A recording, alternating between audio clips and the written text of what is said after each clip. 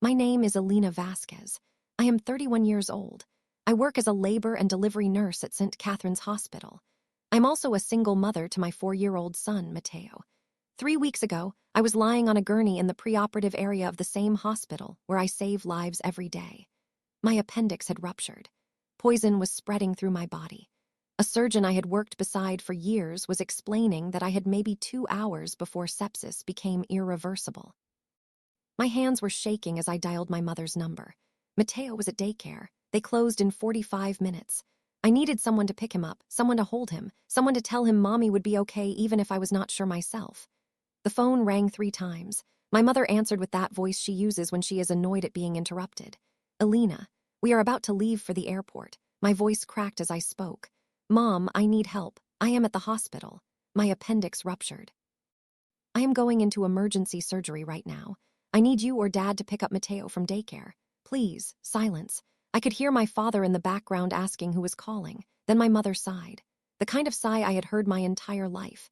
The kind that meant I was asking for too much simply by existing. Alina, you know we have been planning this cruise with your sister for months. Sophia would be devastated if we canceled. Can you call someone else? I felt the words hit me like a physical blow. I am going into surgery, Mom. I might not wake up, and you are worried about Sophia's cruise. My father's voice came through then. He had taken the phone. Alina, do not be dramatic. Appendix surgery is routine. You will be fine. Figure it out. We have to go. The line went dead. I stared at my phone. The screen blurred, not from the pain medication. From tears I refused to let fall. A nurse I had trained just 2 years ago was standing beside my bed. She had heard everything. I watched her face shift from confusion to horror to something that looked like rage on my behalf. But I could not process any of it. I had 45 minutes. My son was waiting. And my parents had chosen a cruise with my golden child sister over their daughter's life. If you want the full truth about what happened next, hit like so this story reaches more people. From that gurney, with an IV pumping antibiotics into my veins and fear pumping through my heart, I made 3 phone calls. The first was to my neighbor, Mrs. Patterson, retired schoolteacher, 73 years old. She answered on the second ring and said she would leave immediately. The second call was to the daycare explaining the emergency. The third call was the one that changed everything. I called my grandfather. Abuelo Miguel answered like he always does. Mija, what a wonderful surprise. Then he heard my voice break, and everything shifted. To understand what happened at that hospital, you need to understand my family. Growing up in the Vasquez household meant understanding one fundamental truth before you could even spell your own name. Sophia was the sun. I was the shadow. My sister is 3 years older than me. She came into this world with golden skin, perfect curls, and a smile that made my parents forget anyone else existed. I came into the world 6 weeks premature, underweight, and according to family legend, screaming so loud the nurses complained. My mother tells that story at every family gathering. She thinks it is funny. Sophia was the daughter who inherited my mother's beauty and my father's charm. I was the daughter who inherited my grandmother's stubbornness and my grandfather's work ethic. Guess which combination my parents valued more. When Sophia announced at 16 that she wanted to become an actress, my parents converted our garage into a rehearsal studio.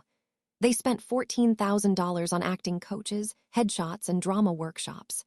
When I announced at 16 that I wanted to become a nurse, my father nodded and returned to his newspaper.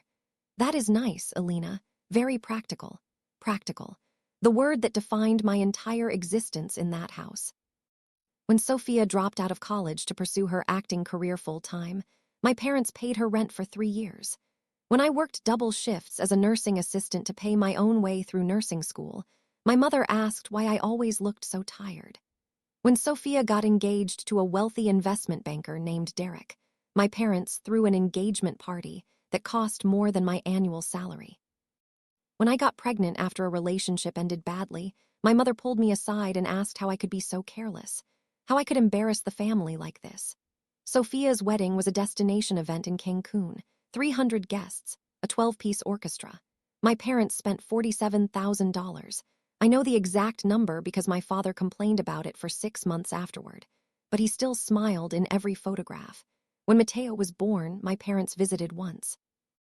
They stayed for 2 hours. My mother held him for maybe 10 minutes before handing him back because he was fussing. Sophia announced her pregnancy 4 months later. Suddenly, my parents had all the time in the world. They visited her every week.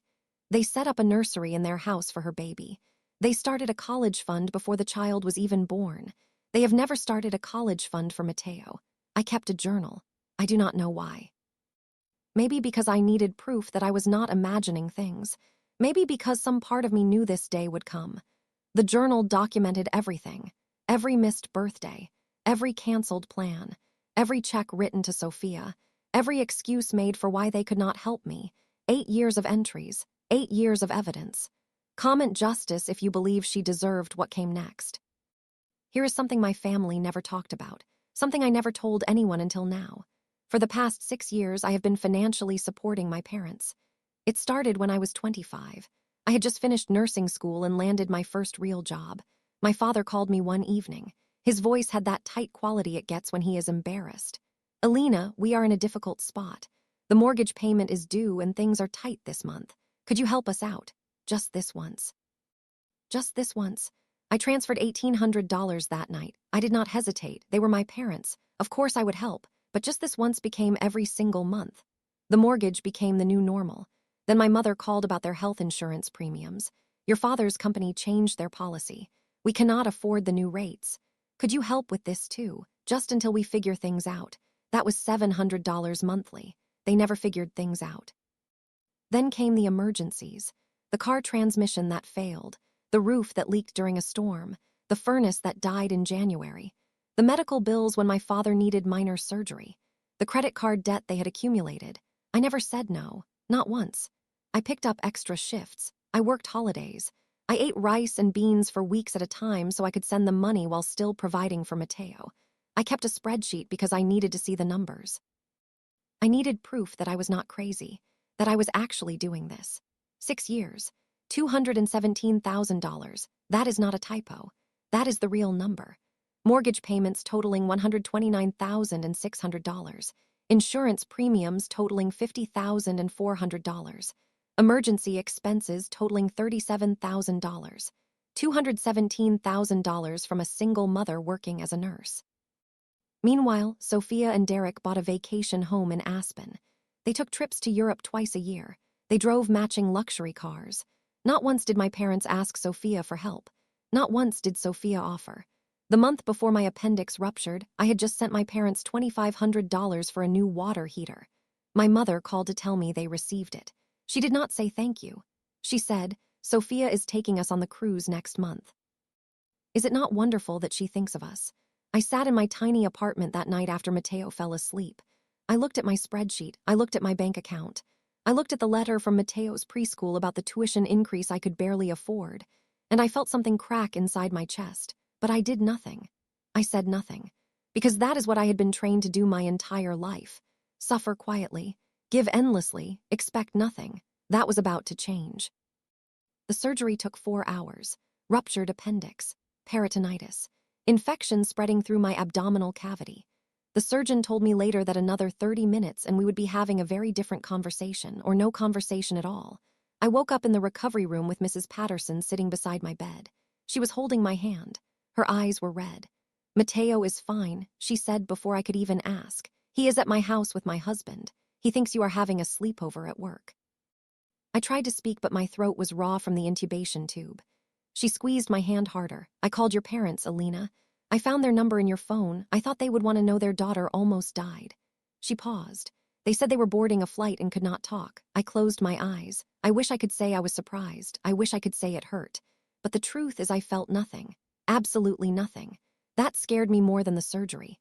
I spent 5 days in that hospital. 5 days of IV antibiotics. 5 days of nurses who used to be my coworkers now taking care of me. 5 days of Mrs. Patterson bringing Mateo to visit and then taking him home again because a hospital is no place for a 4-year-old. Not one call from my parents. Not one text. Not one voicemail. Sophia posted photographs from the cruise ship.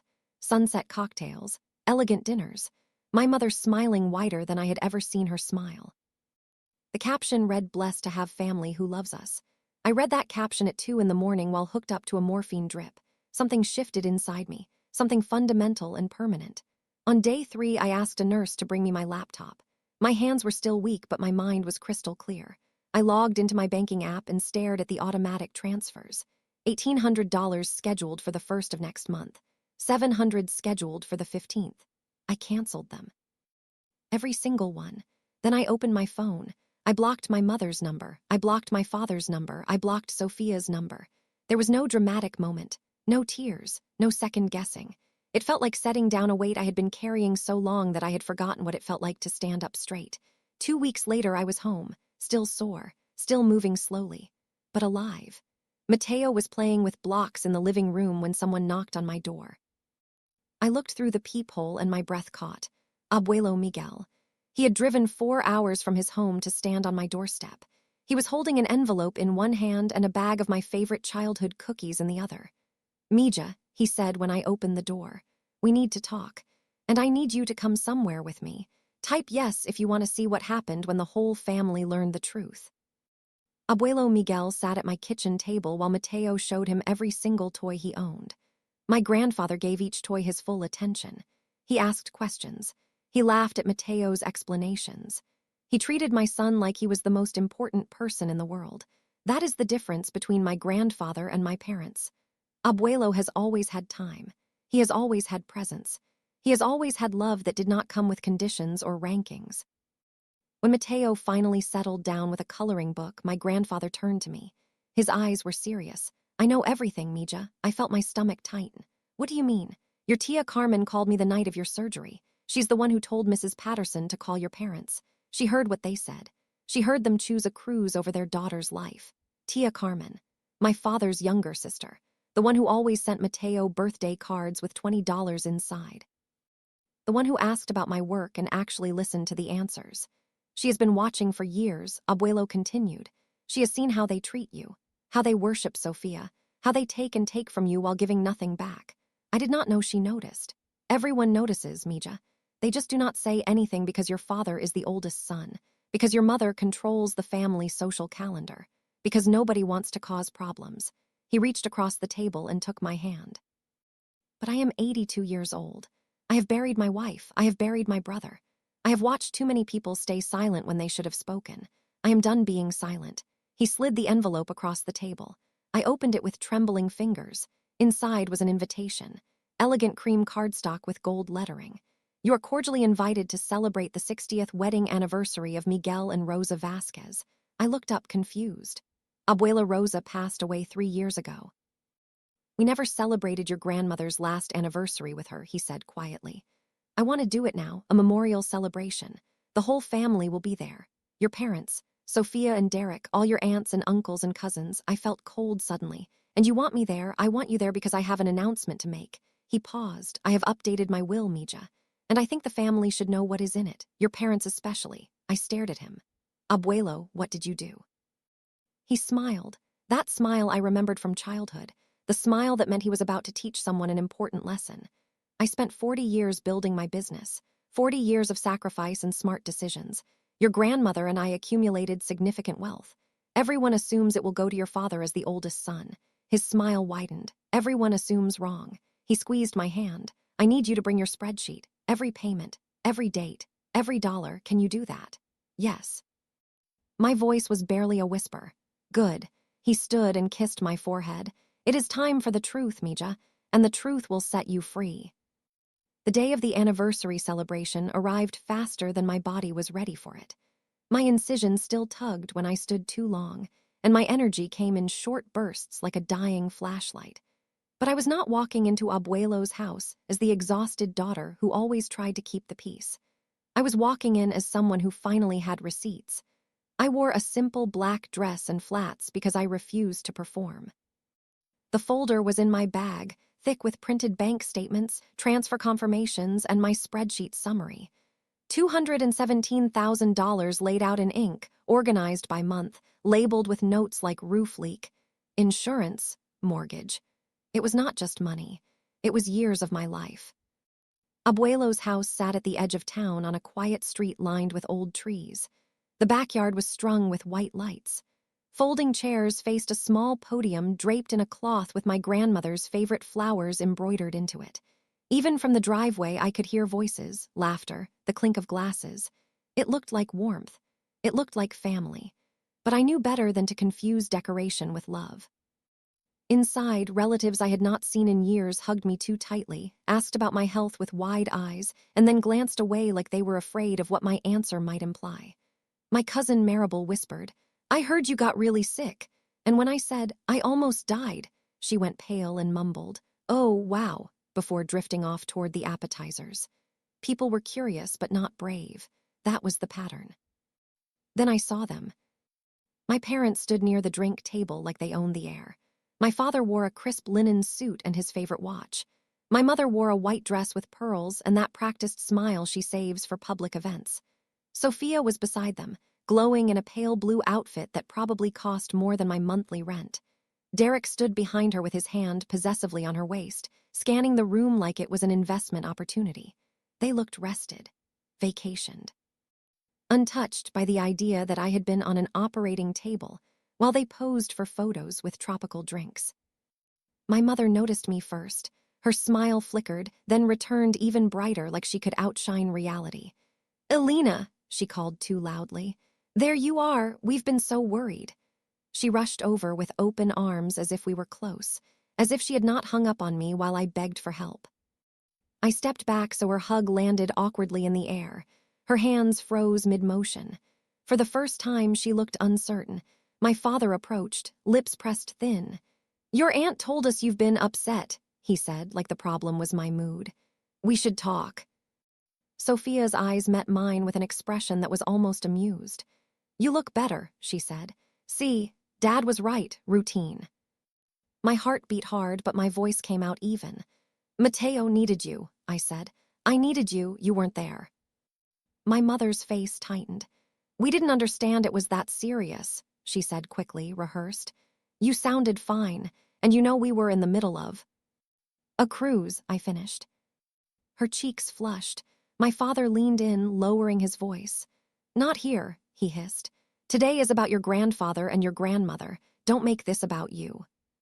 I looked past him at the podium, at the embroidered cloth, at the empty space where my grandmother should have been sitting. "You made it about me," I said quietly. "You made it about how disposable I am." Sophia scoffed. "Oh my God, Alina, you always do this. You always want to be the victim." I wanted to scream. I wanted to throw the folder at her perfect hair and watch it fall apart. But I didn't. I held my breath and watched the room. People had started to notice. Conversations slowed. Heads turned. The air thickened with anticipation, the way it does in a courtroom before a verdict.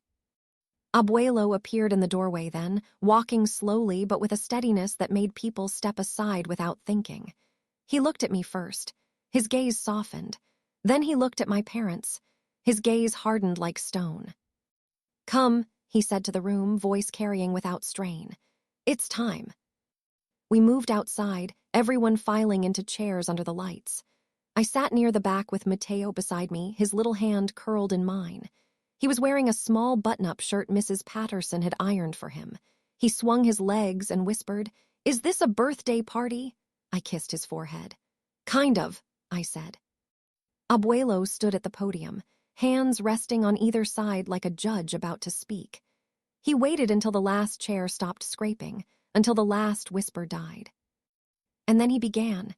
Abuelo let the silence stretch until it felt like the night itself was holding its breath.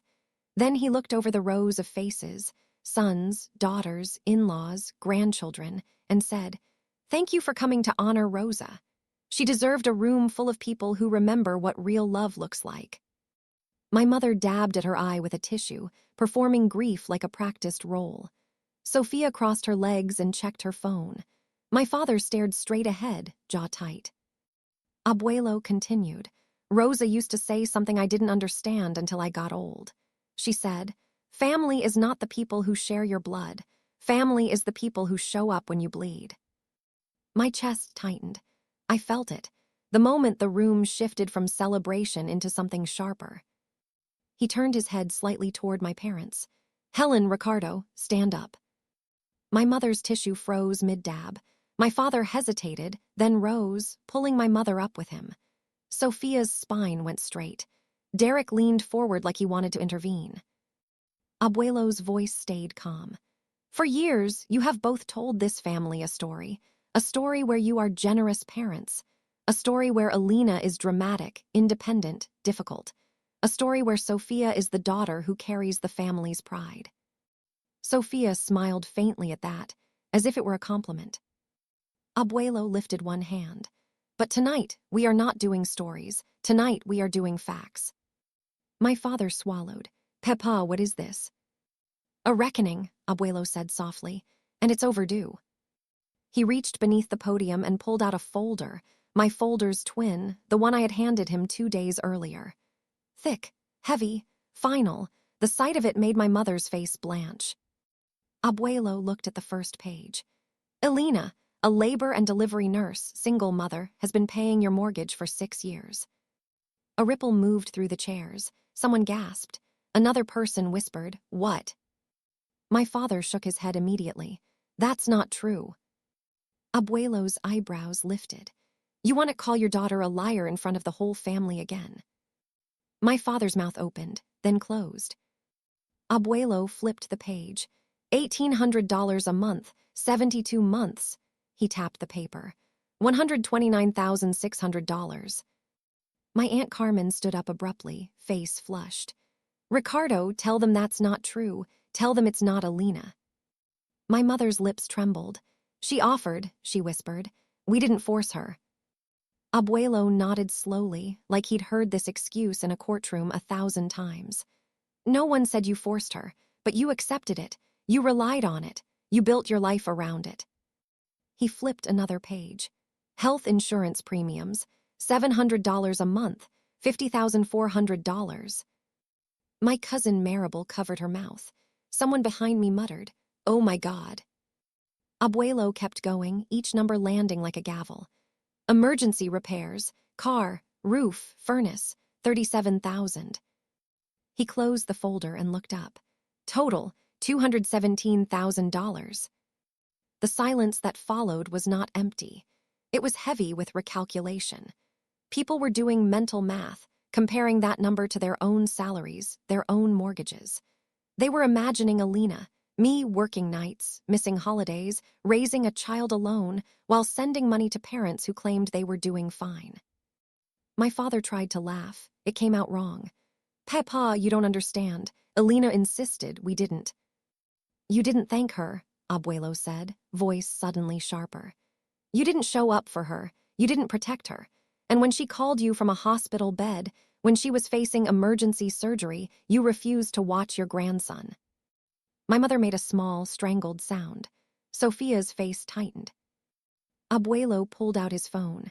I have the voicemail Mrs. Patterson left me, and I have Alina's call log. I also have something else. He held up a printed screenshot, enlarged, crisp.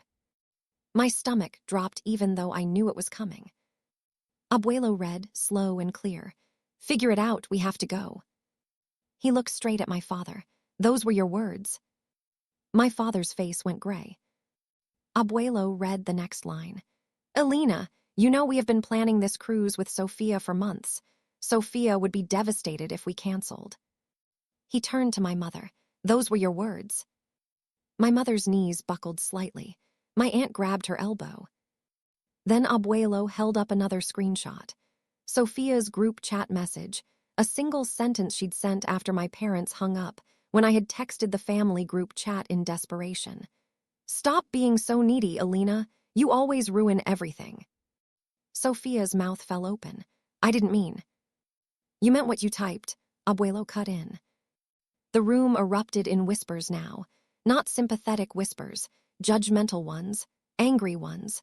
People were turning their heads away from my parents like proximity might stain them. Abuelo raised his hand and the noise faded. You have all benefited from Alina's silence. Some of you didn't know. Some of you suspected. Tonight, no one gets to pretend. He gestured toward me. Alina, come here. My legs felt like they belonged to someone else as I stood. Mateo clutched my hand. I lifted him onto my hip and walked to the podium. 40 faces watched me. I could feel my parents' eyes like heat. Abuelo leaned close, voice gentle just for me. Tell them what you told me. I faced the family. My throat burned, but my voice held. I didn't do this because I'm a saint, I said. I did it because I was trained to. Because in our house, love was something you earned by being useful. Sophia was loved for existing. I was tolerated if I performed. Sophia shook her head furiously, tears forming, but I didn't look at her. I paid because I thought maybe if I carried enough, I'd be carried too. But when I needed one ride to daycare so my son wouldn't be alone, you told me to figure it out. My mother reached toward me. Alina, please. I stepped back. Not right now. My father's voice cracked. We didn't know it was life-threatening. I met his eyes. Did you ask? Did you call back? Did you come to the hospital? He couldn't answer. Abuelo cleared his throat and faced the family again. Now, the second reason I called you here. He took a breath.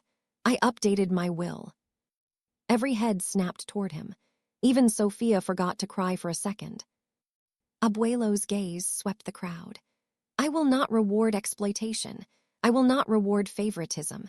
I will not reward people who abandon their child and grandchild when it matters. My mother's lips moved soundlessly. My father stared as if he'd been punched. Abuelo continued, my estate will be split between my grandchildren.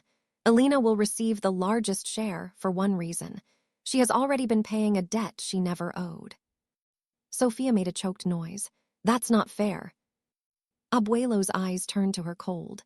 Fair? You want to discuss fair? Derek stood up, anger flashing. Miguel, with respect, this is emotional. We can talk privately. Abuelo's voice stayed measured. Sit down, Derek. This has nothing to do with you. Derek froze, then sat. Abuelo looked back at my parents. You will receive nothing. Not because I want revenge, because I want consequences. You will learn what it costs to treat the person holding you up like she's disposable. My mother began sobbing, real sobbing now, not staged. My father's shoulders sagged as if gravity suddenly doubled. And Sophia looked around, searching for allies, for someone to rescue her from the moment. But the faces staring back at her were not admiring anymore. They were assessing, seeing, remembering. I felt Mateo's small hand wipe my cheek. I hadn't realized I was crying. Abuelo placed a hand on my shoulder.